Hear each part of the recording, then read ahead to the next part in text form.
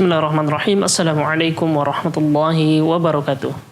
Alhamdulillahi rabbil alamin, hamdan katsiran tayyiban mubarakan fi kama yuhibbu rabbuna wa yarda. Asyhadu an la ilaha illallah wahdahu la syarikalah wa asyhadu anna Muhammadan abduhu wa rasuluh sallallahu alaihi wasallam la nabiyya ba'da amma ba'du. Puji syukur kehadirat Allah Subhanahu wa taala yang telah melimpahkan rahmat, hidayah serta nikmat-Nya kepada kita semua. Salawat beserta salam marilah kita mohonkan kepada Allah Subhanahu wa taala agar disampaikan kepada Nabi kita Nabi Muhammad sallallahu alaihi wasallam. Allahumma shalli ala Muhammad wa ala ali Muhammad. Pemirsa Surah TV dan Radio DFM dimanapun berada, alhamdulillahirabbil alamin, pada malam kali ini di edisi 10 Safar 1443 Hijriah kembali kita dalam program Buya Menjawab, yang insyaallah pada malam hari ini kita akan menerima berbagai pertanyaan dari kaum muslimin dimanapun berada, dan insyaallah akan dijawab oleh Buya kita, yakni Buya Muhammad Al-Fisham Al-Sim Hafizallahu Ta'ala. Insyaallah pada malam kali ini seperti biasanya dalam sesi tanya jawab nanti kita akan ada dua sesi.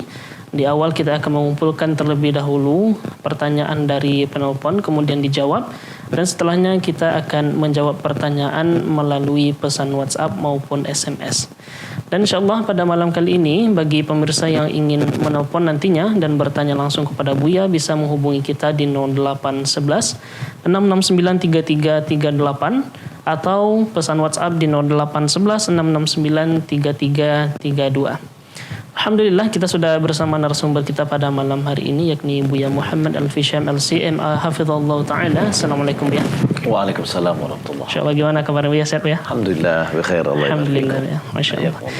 Tapi pemirsa rahmat Allah Subhanahu wa taala, tanpa memperpanjang kata muqaddimah pada malam hari ini, kita persilahkan kepada Buya kita untuk menyampaikan muqaddimah terlebih dahulu kepada Buya Muhammad Al-Fisham Al-Sim Hafizallahu Ta'ala. Falyatafaddal mashkura. Barakallahu fiik. Bismillahirrahmanirrahim. Assalamualaikum warahmatullahi wabarakatuh. Alhamdulillah rabbil alamin.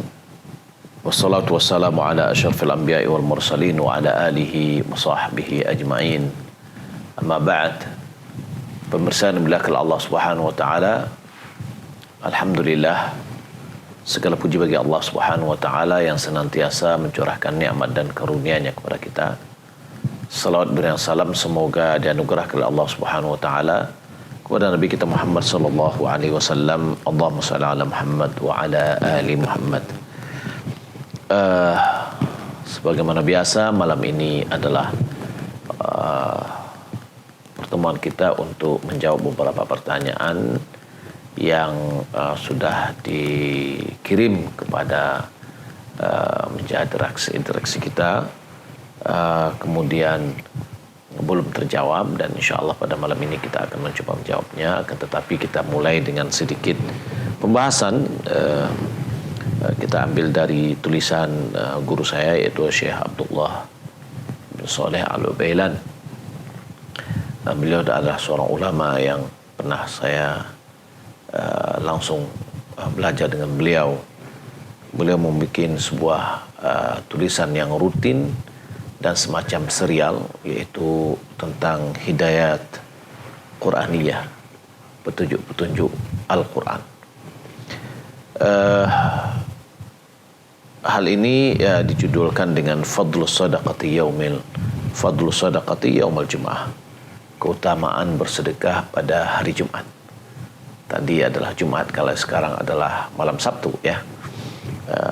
Allah Subhanahu wa taala berfirman dalam surah Al-Mujadalah ayat 12, ya ayyuhalladzina amanu idza najaitumur rasula faqaddimu baina yaday najwaakum sadaqah dzalika khairul lakum wa athhar fa illam tajidu fa innallaha ghafurur rahim. Allah berfirman, hai orang-orang beriman, apabila kamu mengadakan pembicaraan dengan Rasulullah sallallahu alaihi wasallam, maka awalilah, yakni hendaklah kamu keluarkan sedekah kepada fakir miskin sebelum berbicara, sebelum pembicaraan itu. Dzalika khairul lakum wa athhar, hal itu adalah lebih baik bagimu dan lebih suci. Fa illam tajidu, apabila kalian tidak menemukan atau tidak memiliki atau memperoleh apa yang akan disedekahkan, fa innallaha ghafurur rahim, sesungguhnya Allah Maha Pengampun lagi Maha Penyayang. Kemudian dalam surah Al-A'la ayat 14 dan 15, qad aflaha man tazakka wa dzakara isma rabbih fasalla. Sungguh telah beruntung orang yang bersedekah dan dia mengingat Rabbnya, menyebut nama Rabbnya dan melaksanakan solat. Syekh mengatakan fiha minal ilm, di dalam ayat-ayat di atas terdapat petunjuk-petunjuk.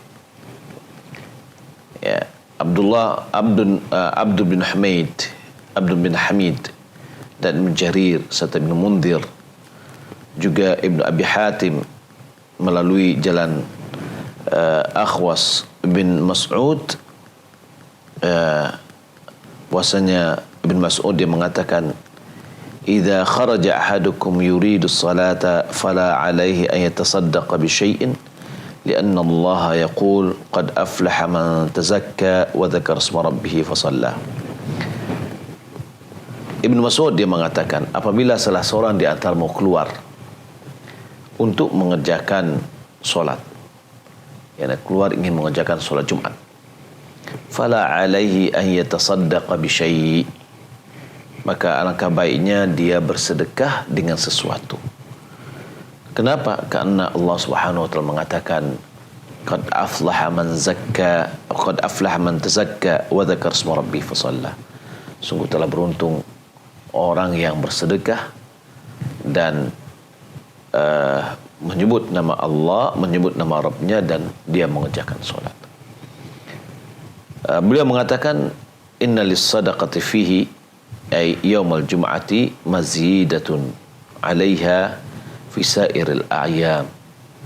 Sesungguhnya sedekah pada hari Jumat itu memiliki kelebihan-kelebihan, ya, dibandingkan pada hari-hari yang lain. Was-sadaqatu fihi binisbati ila sa'iril ayyamil usbu' kas-sadaqati fi syahri Ramadan binisbati ila sa'ir syuhur. Bersedekah pada hari Jumat dibandingkan pada hari-hari yang lain dalam satu minggu atau satu pekan, mirip atau sama nilainya seperti bersedekah pada bulan Ramadan ditinjau dari bulan-bulan yang lainnya. Maka ini menunjukkan ada keutamaan. Ibn Qayyim di dalam kitabnya Zadul Ma'ad, dia melihat dengan matanya sendiri apa yang dilakukan oleh gurunya, yaitu Syekhul Islam Ibn Taimiyah rahimahumullah, di mana dia mengatakan wa syahadtu Syekhul Islam Ibn Taimiyah qaddasallahu ruhah idza kharaja ila jum'ati ya'khudhu ma wajada fil baiti min khubzin aw ghairihi fa yatasaddaqu bihi fi tariqihi sirran. Dia mengatakan, aku menyaksikan langsung Syekhul Islam Ibn Taimiyah, semoga Allah mensucikan ruhnya, apabila dia keluar menuju untuk mengerjakan solat Jumat, dia mengambil apa yang dia dapatkan dari rumahnya berupa roti atau yang lainnya, lantas dia bersedekah dengan barang tadi di jalannya menuju ke masjid sirran, secara sembunyi-sembunyi. Wa sami'tuhu yaqul, aku mendengar dia mengatakan, idza kana Allah qad amarna bis sadaqati baina yadi munajati Rasulillah sallallahu alaihi wasallam, kalau seandainya, kata beliau, kalau seandainya Allah telah memerintahkan kita untuk bersedekah ketika kita ingin berbicara dengan Rasulullah sallallahu alaihi wasallam, diawali untuk bersedekah sebagaimana ayat yang pertama yang kita sebut, yang kita bacakan tadi. Fas-sadaqatu baina yaday munajatihi ta'ala afdalu wa aula bil fadilah. Bersedekah di hadapan atau sebelum berhadapan dengan Allah Subhanahu wa taala, yakni ketika kita ingin pergi ke masjid, kita bermunajat kepada Allah Subhanahu wa taala. Ketika kita solat, kita bermunajat kepada Allah Subhanahu wa taala. maka kita bersedekah sebelumnya, sebelum kita menghadap kepada Allah Subhanahu wa taala, tentu lebih utama dan lebih mendapatkan kemuliaan. Kemudian qultu, Syekh mengatakan, wa yaziduhu bayanan, ditambah lagi penjelasannya, anna fil jum'ati sa'atan yustajabu fiha du'a, bahwasanya pada hari Jumat itu ditambah lagi. Kenapa pada hari Jumat itu diutamakan untuk bersedekah? Karena pada hari Jumat itu ada waktu di mana doa kita dikabulkan. Fas-sadaqatu fihi afdal min ghairihi, maka sedekah pada waktu itu lebih afdal daripada yang lain. yakni pada waktu di mana doa kita dikabulkan, karena pada hari Jumat ada waktu dikabulkan doa kita. Qala ta'ala, fa amma man a'ta wattaqa wa saddaqa bil husna fasanuyassiruhu lil yusra. Adapun orang yang memberi dan bertakwa dan dia dan dia membenarkan al-husna, kebaikan, yaitu surga, fasanuyassiruhu lil yusra, maka kami akan mudahkan baginya untuk kemudahan. Dan juga dalam surah Al-Baqarah, wa antasaddaqu khairan lakum in kuntum ta'lamun, kalian bersedekah lebih baik bagimu jika kamu mengetahui. Wa tabayyana irtibatu sadaqati bid-du'a fi qouli ta'ala, kemudian dijelaskan bahwasanya adanya kaitan hubungan kaitan antara sedekah dengan doa itu adalah dalam firman Allah Subhanahu wa taala, khudh min amwalihim sadaqatan tutahhiruhum tuzakkihim biha wa shalli 'alaihim inna salataka sakanun lahum wallahu samii'un 'alim. Ambillah dari harta mereka sedekah yang akan membersihkan mereka dan mensucikan mereka, dan doakanlah mereka, sesungguhnya doamu adalah ketentraman bagi mereka dan Allah Maha mendengar lagi Maha mengetahui. Maka hubungannya di sini bahwasanya ada kaitan-kaitan. Yang pertama adalah kita dianjurkan untuk bersedekah sebelum kita berbicara dengan Rasulullah SAW.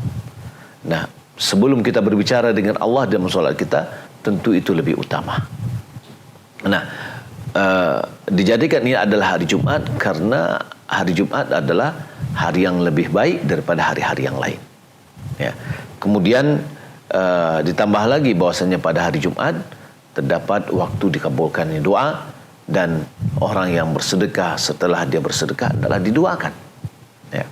Nah, dari sini kita mendapatkan ilmu bahwa pada hari Jumat ada keutamaan kita untuk bersedekah. Maka oleh karena itu mudah-mudahan pada Jumat-Jumat yang berikutnya kita bisa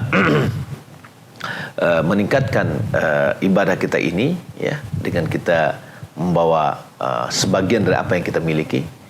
Sekarang ini Masya Allah di beberapa tempat sudah mulai ada sarapan Jumat lah, ya, sebagaimana kita di Masjid Al-Hakim di Kota Padang, Masya Allah itu cukup besar dan cukup banyak bungkusannya. Ada yang membawa ada yang memberikan dana kepada divisi sosial kita, kemudian uang itu kita belikan kepada bungkusan nasi. Kemudian ada lagi yang memang mereka datang membawa, ya, ada beberapa rumah makan juga membungkus kemudian menaruh di sana, dan alhamdulillah itu adalah bagian dari apa yang kita kaji malam ini. Mudah-mudahan Allah Subhanahu wa taala memberikan kemudahan bagi kita untuk bisa bersedekah, dan sedekah pahalanya sangat banyak sekali. Wallahu taala alam. Mungkin itu yang sebagai muqaddimah bagi kita. Mudah-mudahan bermanfaat. Wassalamualaikum warahmatullahi wabarakatuh. Baik, kita akan angkat penelpon pertama. Silahkan.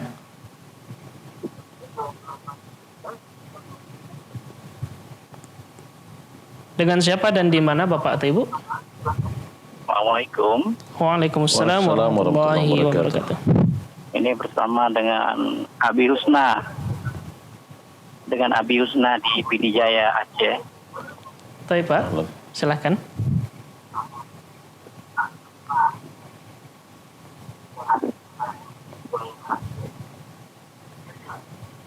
Silakan pertanyaannya, Pak. Saya mau nanya, Ustaz, apakah boleh meminta doa kepada orang yang kita berikan sedekah? Contohnya begini, ya. Ya.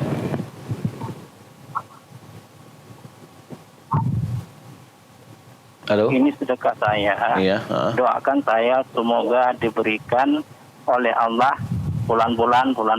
Karena saya sering bersedekah begitu, Ustaz.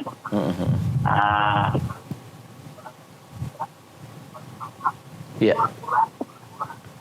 Baik, Pak. Cukup pertanyaannya, Pak. Ya, demikian saja, Ustaz. Ya. Barakallahu fiik. Waalaikumsalam warahmatullahi wabarakatuh.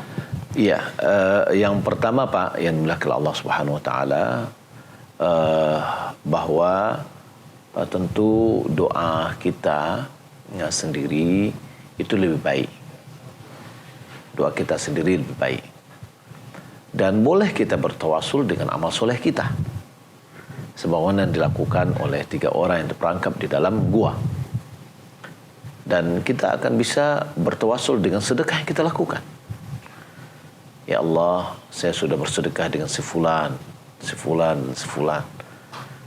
Jika seandainya sedekahku ini adalah ikhlas karena Engkau ya Allah, penuhilah permohonan saya ini, bla bla bla bla. Ya.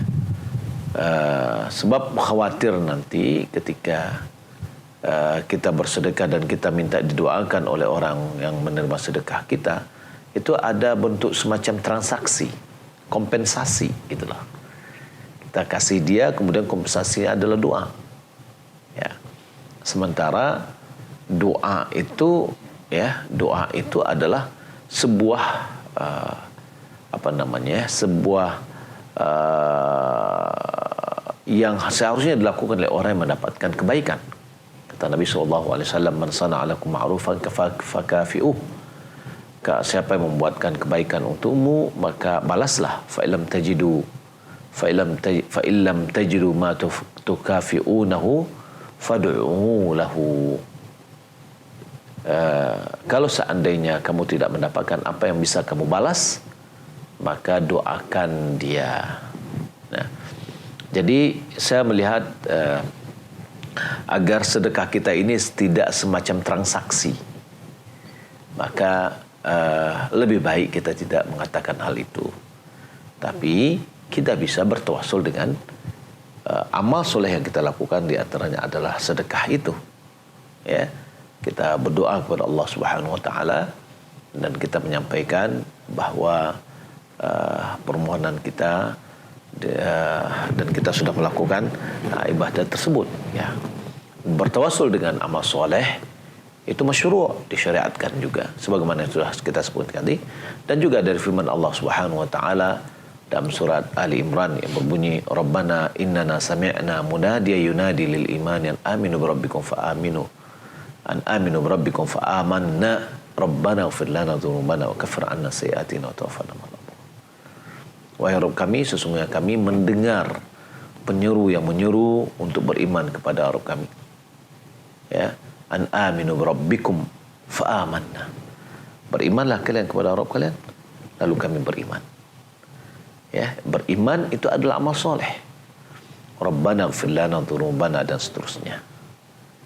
Nah, jadi bertawasullah dengan amal soleh kita sendiri. Ya. Nah, jadi jangan yang tadi semacam yang Bapak lakukan, ya, khawatir. Saya tidak bisa menilai dan mengatakan tidak boleh, ya.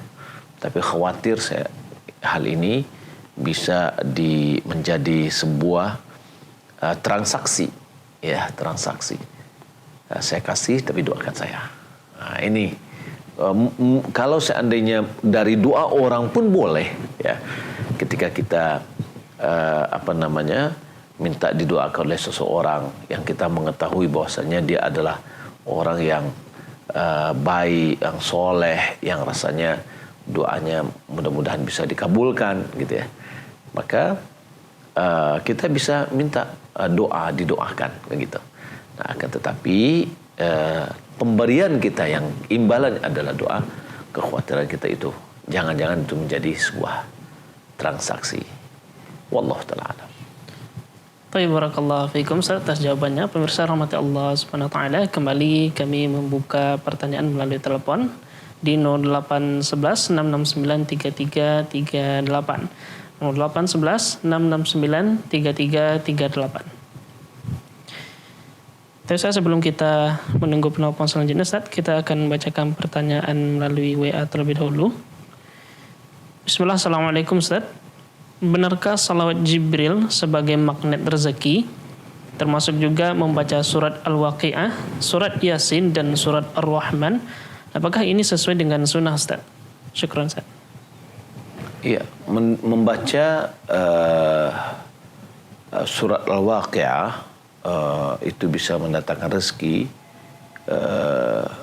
Menurut ulama hadis bahwasanya riwayatnya adalah lemah. Ya, riwayatnya lemah. Adapun keutamaan untuk membaca surat Muluk ada. Bahwasanya dia bisa memberikan syafaat. Wallahu ta'ala. Tabarakallahu fikum Ustaz. Tapi rahmat Allah SWT, kita akan kembali angkat penelpon selanjutnya yang telah masuk pada malam hari ini. Silakan.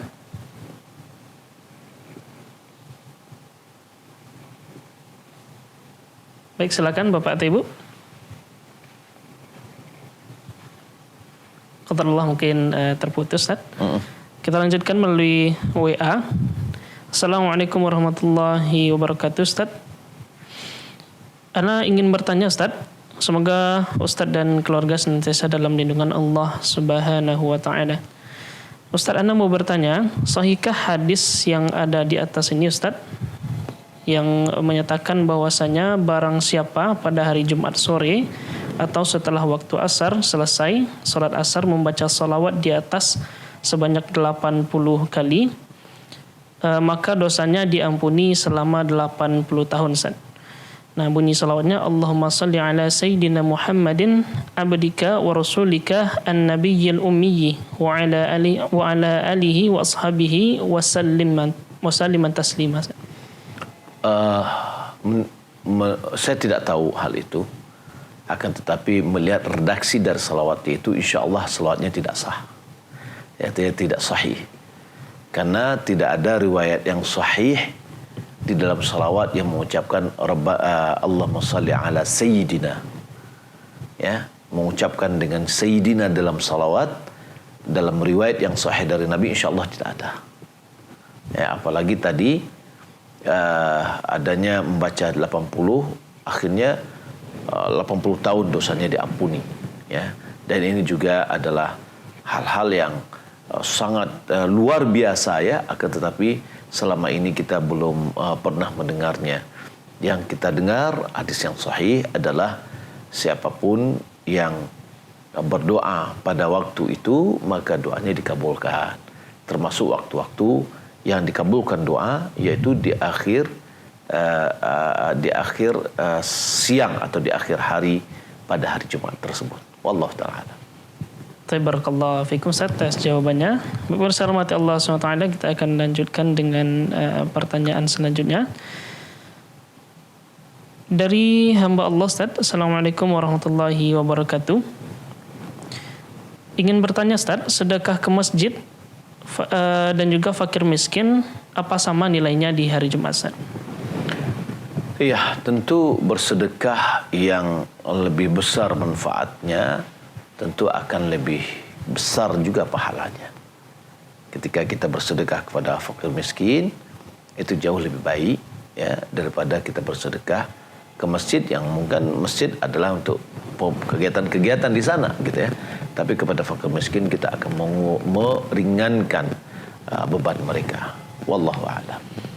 Syukran Ustaz atas jawabannya. Kita akan kembali angkat penelpon pada malam hari ini. Silahkan.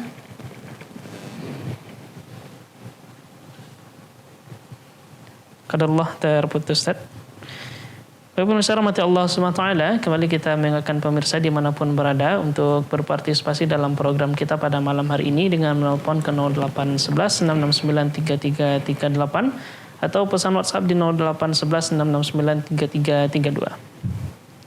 Tapi pertanyaan selanjutnya masih dari pesan WA. Assalamualaikum Buya, saya hamba Allah ingin bertanya, Biasanya suatu bacaan dalam bahasa Arab sering diwakafkan, termasuk mengucapkan nama seperti Umar, Uthman, dan lain-lain. Namun saya melihat sepertinya ada nama yang sulit diucapkan seperti Ka'ab, Sa'ad, atau Abu Bakar, dan lain-lain. Saya melihat dalam tulisan bahasa Arab huruf tengah atau huruf sebelum huruf terakhir berharakat sukun. Jadi kira-kira bacaannya seperti Ka'ab, Sa'ad, dan Abu Bakar. Apakah orang-orang Arab sudah terbiasa mengucapkan kata atau nama yang berakhir dua huruf mati ini, Buya? Dan apakah pada zaman Nabi dan sahabat juga demikian pengucapannya? Ataukah membunyikan harakat terakhir untuk memudahkan pengucapan? Jazakumullahu khairan, Buya. Iya, itu sudah hal yang biasa. Abu Bakar, ya. Kemudian Sa'ad, ya. Dan yang lain itu ada suatu hal yang biasa. Ya, bagi orang-orang Arab tidak ada bermasalah itu. Ya. Ya, jadi insyaallah suatu hal yang tidak apa-apa. Ya, kadang bukan dihidupkan, misalkan Sa'ad, ya, mungkin Sa'ad, lain lagi. Kalau seandainya sudah dia berikan harakat, nanti akan bisa berbeda. Wallahu a'lam. Jazakumullah khairan, Buya, atas jawabannya. Baik, pemirsa rahmat Allah SWT, kita akan bacakan pertanyaan selanjutnya. Assalamualaikum Ustaz, izin bertanya Ustaz, apakah boleh kita bersalawat ketika kita mendengar nama Rasulullah ketika disebutkan oleh khatibnya Ustaz di hari Jumat? Kemudian ketika khatib berkhutbah saat Jumatan, apakah kita harus menghadapkan wajah kita ke arah khatib tersebut, atau kita cukup fokus mendengarkan tanpa melihat ke arah khatibnya Ustaz? Ketika pada khutbah kedua Jumat, apakah kita sebagai jamaah ikut mengaminkan serta mengangkat tangan Ustaz? Jazakumullah khairan Ustaz. Ada 3 pertanyaan Ustaz. Barakallahu fiik. Adapun pertama, berselawat ketika setiap imam membaca atau menyebut nama Nabi Muhammad SAW, maka makmum juga berselawat, dan itu dianjurkan, ya, karena Nabi SAW mengatakan al-bakhil man dzukirtu indahu falyusalli alayya. Orang yang bakhil itu adalah orang yang disebutkan namaku tapi dia tidak bersalat kepadaku. Maka ketika di dalam solat Jumat, dalam khutbah Jumat, boleh, karena kita adalah bukan berbicara dengan orang, tapi kita mengikuti dan mengikuti dan memahami apa yang diucapkan oleh khatib. Adapun yang kedua, apakah kita harus fokus melihat kepada khatib atau boleh kita tidak melihat? Yang diperintahkan kepada kita itu adalah insat. Insat itu adalah mendengar dengan seksama dan tidak melakukan aktivitas yang bisa menyibukkan kita atau mengganggu kita dari istima'. Berarti kita diam, boleh jadi kita melihat kepada dia, dan itu lebih sempurna. Atau kita tidak melihat kepada dia, tapi fokus kita, pendengaran kita kepada khatib, dan kita tidak menyibukkan diri kita dengan kegiatan-kegiatan yang lain. Itu namanya insat. Ya, maka bagi seorang mukmin pada hari Jumat itu diperintahkan adalah insat kepada imam. Adapun yang ketiga, bahwasanya ketika imam membaca doa, apakah diaminkan? Syekh Abdul Muhsin Abbad, yang saya pahami dari pilihan beliau adalah bisa diaminkan, akan tetapi tidak mengangkat tangan, kecuali jika imam berdoa untuk doa istisqa, doa minta hujan. Misalkan ketika imam mengatakan Allahumma aghithna, Allahumma aghithna, Allahumma aghithna, ghaithan mughitha, dan seterusnya, ya. Ketika imam sudah mengangkat kedua tangannya dan dia berdoa untuk doa istisqa, maka makmum mengangkat kedua tangannya dan berdoa dan mengaminkan doa itu. Adapun di luar dari itu, khatib kalau dia mengangkat tangannya dengan mengisyaratkan dengan telunjuk. Kalau seandainya dia mengangkat tangannya, kalau seandainya kemudian dia ketika berdoa, boleh diaminkan dan boleh tidak, tapi tidak diangkat kedua tangan. Wallahu ta'ala alam. Baik, syukron jazakumullah khairan Buya atas jawabannya. Kita akan bacakan pertanyaan selanjutnya. Assalamualaikum. Ustadz, saya mau bertanya.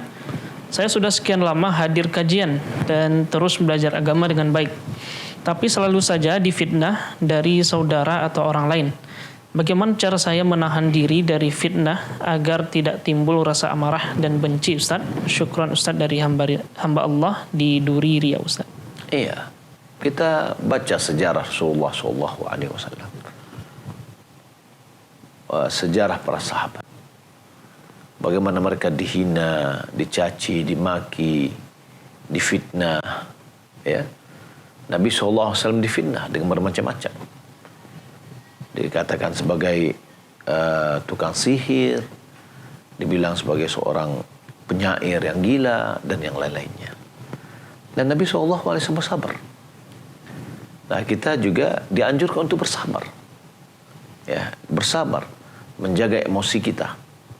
Karena kita dalam rangka berdakwah. Kalau bisa ketika orang-orang yang mencaci maki kita itu atau memfitnah kita, kita kasih dia hadiah. Ya, kita kasih hadiah. Mungkin di antara kita mengatakan berat rasanya. Dia sudah menyakiti hati kita dan kita berbuat baik kepada dia. Subhanallah. Ya. Nabi SAW mengatakan tahadu tahabu, saling memberi hadiahlah, kalian akan saling mencintai. Al-mun'im yuhab, orang yang memberi nikmat itu akan dicintai. Ya, dikasih sekali, 2 kali, 3 kali, akhirnya dia akan tutup mulut, ya, tidak mau memfitnah, karena kita berbuat baik kepada dia. Nah, berbeda dengan ketika kita lawan dia. Kita lawan dengan kita keras dengan dia, semakin menampakkan perlawanan kita, maka dia akan semakin dapat angin. Ya, malahan dia berusaha untuk memancing-mancing kita untuk semakin marah lagi. Karena itu kita bersabar. Nabi SAW dilempar dengan batu sampai berdarah kakinya. Ya, maka oleh karena itu kita harus bersabar menghadapi itu. Ya. Senyum aja kita. Karena kalau kita melihatkan wajah kita benci juga, dia tidak akan insaf, ya.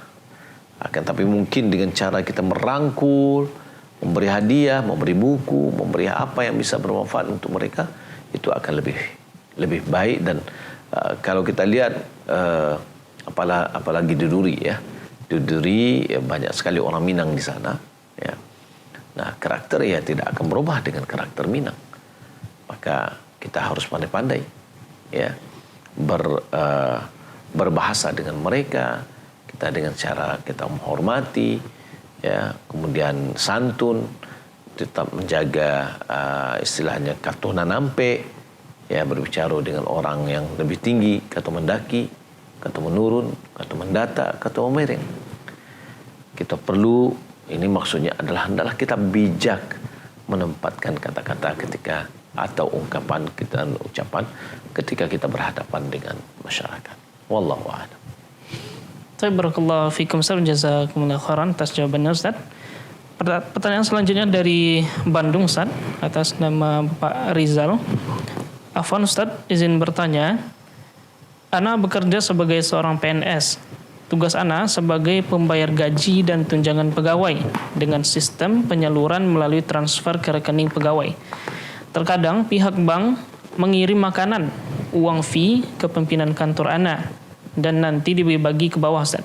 Apakah hal seperti ini boleh Ana makan atau pakai, Ustaz? Jazakumullahu khairan. Wallahu a'lam.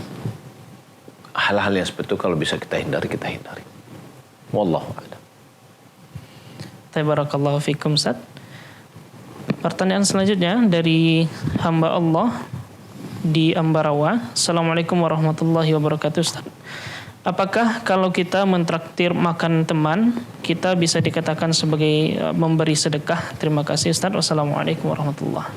Iya, memberi makan mentraktir teman, yaitu dia sedekah. Ya, sedekah dengan makanan, sedekah dengan uang. Kita mentraktir gitu, ya. Ya, berarti kita bersedekah. Nah, di sini mungkin boleh jadi orang kaya, oke, itu berarti bagian dari kita memberi untuk saling mencintai. Ya, wallahu a'lam.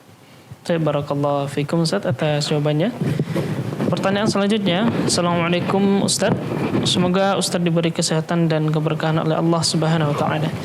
Ingin bertanya Ustaz, di hari Jumat untuk sholat sunnah rawatib sebelum zuhur, bagaimana caranya Ustaz? Jazakallahu khairan. Ya, sholat sunat rawatib sebelum Jumat itu tidak ada rawatibnya. Yang ada adalah sholat seberapa mampu kita.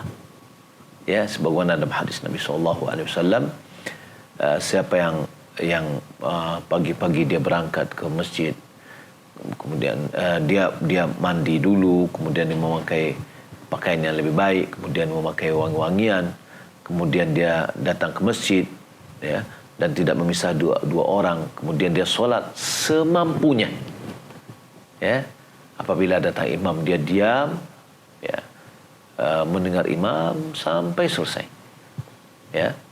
Nah, ini bahwasanya solat itu namanya di sebagian istilah bagi ulama adalah solat intidhar, solat menunggu 2 rakaat sampai imam datang, maka dia tidak solat lagi. Kalau seandainya ada azan, dia tidak solat lagi setelah azan. Ya, kalau kita lihat solat sunat rawatib itu kan setelah masuk waktu, setelah datangnya azan. Wallahu ta'ala a'lam. Barakallahu fikum Ustaz atas jawabannya. Pertanyaan selanjutnya Ustaz. Assalamualaikum Ustaz. Mohon masukannya Ustaz. Bagaimana jika kita sudah ingin menikah dan insya Allah sudah mampu untuk berumah tangga Ustaz, namun melihat adat istiadat Minangkabau sepertinya akan mengeluarkan biaya yang sangat besar Ustaz. Mohon solusinya Ustaz. Jazakallahu khairan.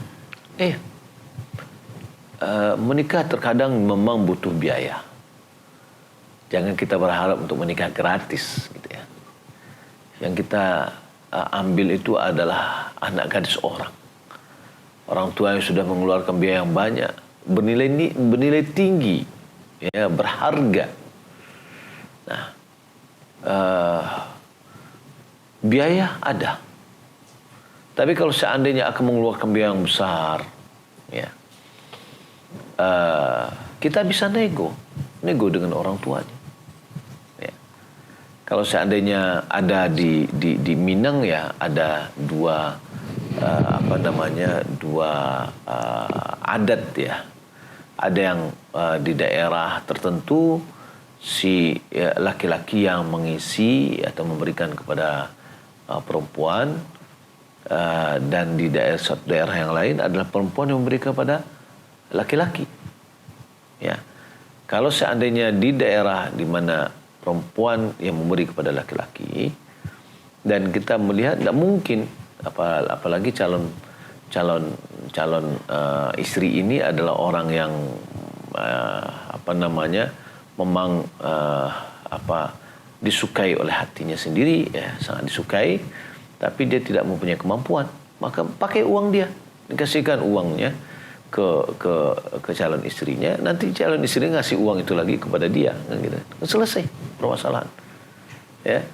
Nah, kemudian di daerah yang misalkan di daerah yang ada yang mengatakan misalkan mengisi sasudui, ya, pojok kamar misalkan, ranjangnya, lemarinya, dan kebutuhan, subhanallah, itu juga kebutuhan yang akan dia pakai, ya, dipakai di rumah mertuanya.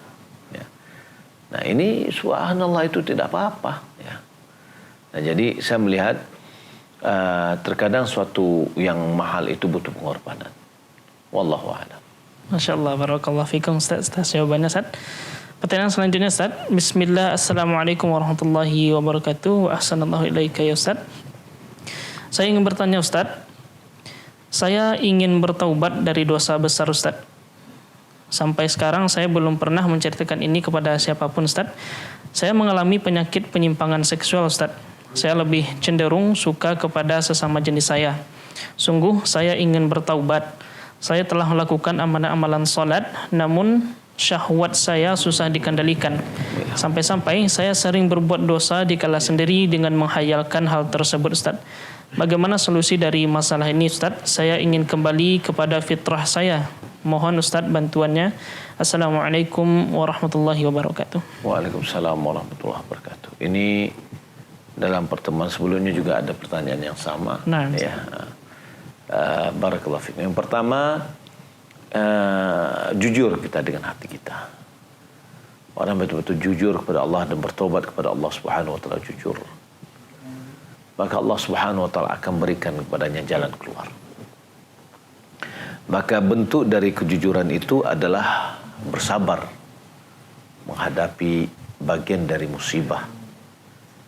Ya, bersabar dari musibah. Musibah itu apa? Godaan. Jadi ketika datang dalam kesendiriannya, dia harus melawan itu. Dia harus melawan. Dia lawan keinginannya itu. Dia lawan. Jangan dia mengkhayal. Dia sibukkan dirinya dengan sesuatu yang bisa menghilangkan hal tersebut. Butuh waktu untuk riyadhah, yani butuh waktu untuk melatih dirinya. Ya. Kemudian berusaha untuk mencarikan solusi-solusi dan menjauhkan dirinya dari hal-hal yang akan mengundang dia untuk melakukan hal yang sama.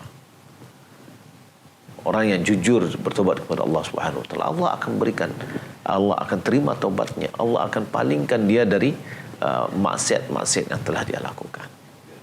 Tetapi ya kejujuran tadi.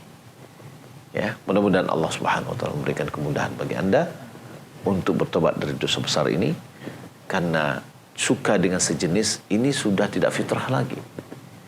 Coba lihat, tidak ada hewan yang suka dengan sejenis.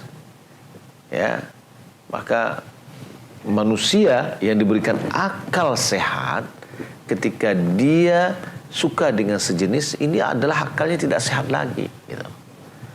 Wallahu a'lam. Taib, syukron jazakumullah khairan Bu ya atas jawabannya. Baik Ustaz, insyaallah kita akan bacakan pertanyaan terakhir. Assalamualaikum warahmatullahi wabarakatuh. Dari Suhari di Kediri ya. Mau bertanya Ustaz, bagaimana hukumnya meminta rajah dari seorang kiai? Terima kasih. Wassalamualaikum warahmatullahi wabarakatuh. Wassalamualaikum warahmatullahi wabarakatuh. Hukumnya haram. Karena rajah itu adalah jimat atau tamimah. Dan tamimah itu adalah bagian dari syirik. Kata Nabi SAW, man alaqa tamimatan faqad asyrak. Siapa yang menggantungkan jimat atau rajah, maka sungguh dia telah berbuat syirik.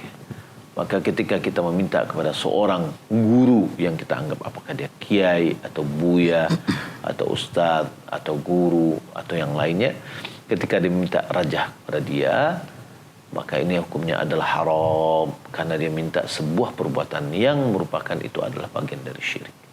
Wallahu a'lam.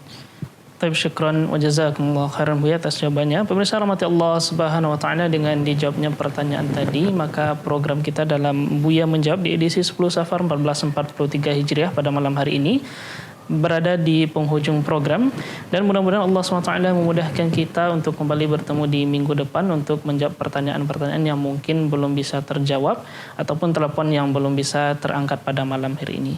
Jazakumullah khairan wa barakallahu fikum. Sekali lagi kami ucapkan kepada guru kita Buya Muhammad Al-Fisham LCMA hafizallah taala, dan juga kepada pemirsa yang telah berpartisipasi pada malam hari ini, serta jazakumullah khairan wa barakallahu fikum kita ucapkan kepada segenap kru yang bertugas. Semoga Allah Subhanahu wa taala balas dengan pahala yang berlipat ganda. Amin amin ya rabbal alamin.